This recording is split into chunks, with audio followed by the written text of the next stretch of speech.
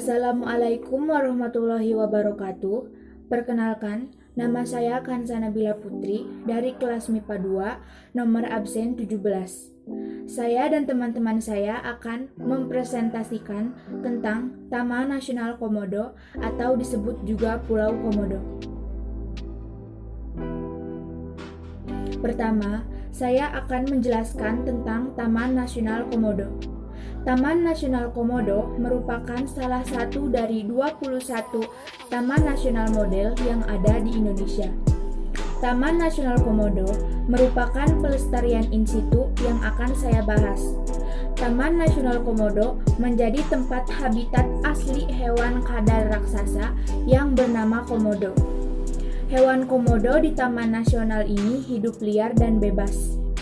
Lokasi Taman Nasional Komodo atau Pulau Komodo ini terletak di Nusa Tenggara Timur dan Nusa Tenggara Barat. Taman Nasional Komodo juga telah masuk dalam daftar situs warisan dunia UNESCO pada tahun 1991. Tujuan Taman Konservasi Nasional tersebut antara lain melakukan pemeliharaan contoh yang mewakili unit biotik utama untuk melestarikan fungsinya dalam ekosistem, melakukan pemeliharaan keanekaragaman ekologis dan hukum lingkungan, memelihara objek, struktur, dan tapak peninggal atau warisan kebudayaan, melakukan perlindungan terhadap panorama alam tetapi terbatas pada sebagian areal Taman Nasional, menyiapkan fasilitas rekreasi dan turisme tetapi terbatas pada beberapa areal Taman Nasional, menyiapkan fasilitas pendidikan, penelitian, dan pemantauan lingkungan di dalam areal alamiah, memberikan dukungan pembangunan dan pengembangan daerah pedesaan dan pemanfaatan lahan marginal secara rasional, melakukan pemeliharaan produksi daerah aliran sungai dan dicapai dalam hubungannya dengan tujuan lain yang sesuai, melakukan pengendalian erosi dan pengendapan atau sedimentasi dan juga melindungi investasi daerah hilir. Tindakan-tindakan yang pernah mengancam kawasan Taman Nasional Komodo. Yang pertama, adanya video pemandu wisata mengajak wisatawan bermain-main dengan komodo.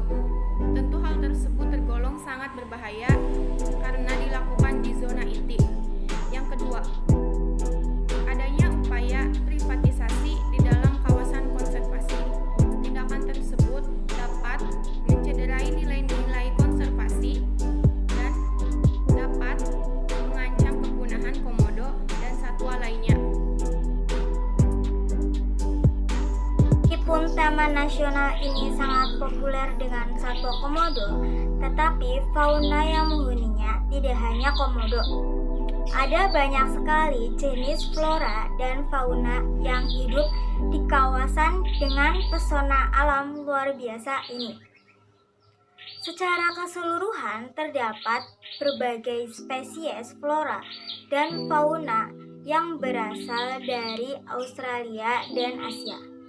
Terdapat 254 jenis spesies tumbuhan yang hidup di kawasan ini, serta ada 58 jenis satwa dan 128 jenis burung.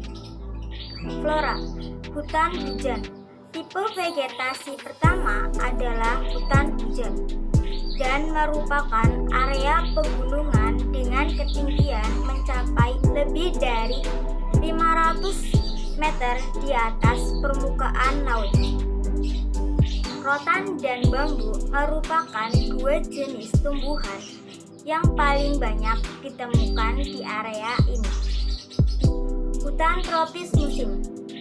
Pada tipe vegetasi hutan tropis musim, kawasan ini berada pada ketinggian di bawah 500 meter di atas permukaan laut. Terdapat spesies pohon khas seperti kepuh atau wol dan asam. Savana. Tipe vegetasi ketiga adalah savana, yang berada di ketinggian 0 sampai 400 meter di atas permukaan laut. Vegetasi ini merupakan area terluas dari Taman Nasional, bahkan mencapai 70%. Beberapa flora yang dapat dijumpai adalah bidara, lontar, Floris barbata, Heteropogon contortus, dan Setaria alderes. Hutan bakau. Terakhir adalah vegetasi hutan bakau yang terletak di Teluk Terlindungi. Beberapa jenis flora di kawasan ini adalah Lumnitzeria racemosa, Sonetaria alba, api-api, Bulguera ceristepsaga, Rhizopora burcronata, dan Rhizopora sp. Fauna. Komodo merupakan satwa yang paling dominan di kawasan Taman Nasional ini. Tetapi ada juga berbagai jenis lain seperti burung, mamalia, dan reptil. Sebagai kawasan luas yang terbentuk dari pertemuan dua lempeng benua, fauna di kawasan ini merupakan perpaduan antara Asia dan Australia. Mamalia lain yang hanya ada di salah satu pulau di kawasan Taman Nasional, yaitu Pulau Rinca, adalah monyet ekor panjang, sementara rusa dapat ditemukan di Gunung Tumbuh, Dora-Ora, hingga Los Tessemi. Jenis burung yang hidup di daerah ini adalah kakatua jambul kuning, burung raja udang, burung kacamata laut, bergang hijau, Pilemon bucelorides, elang tutul, elang ikan, burung gosong, tekukur, dan perkutut. Adapun burung yang paling menarik adalah ayam hutan yang tersebar di Pulau Rinca.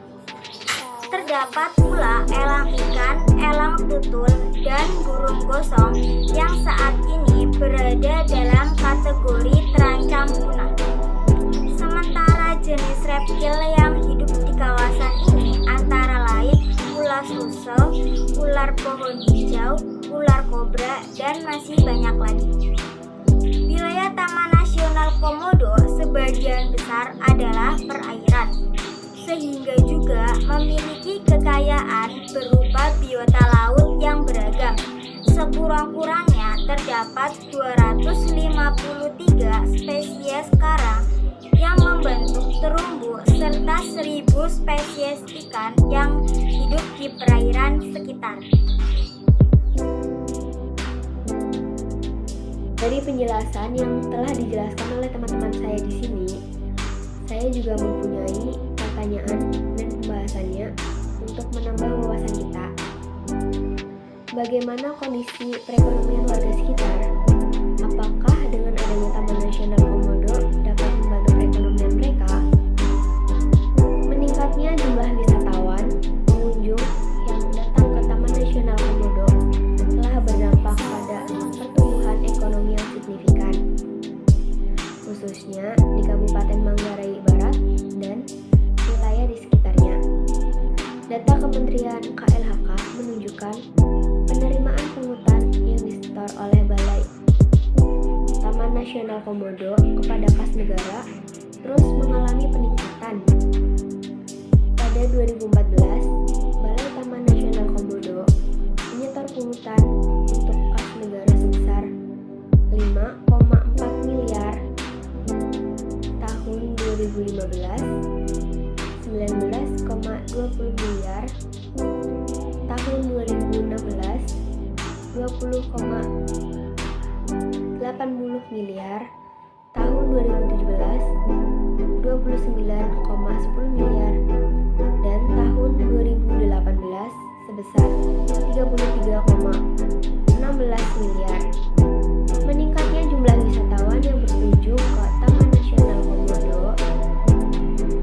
telah berdampak pada pertumbuhan ekonomi yang signifikan, khususnya di Kabupaten Manggarai Barat dan wilayah sekitarnya.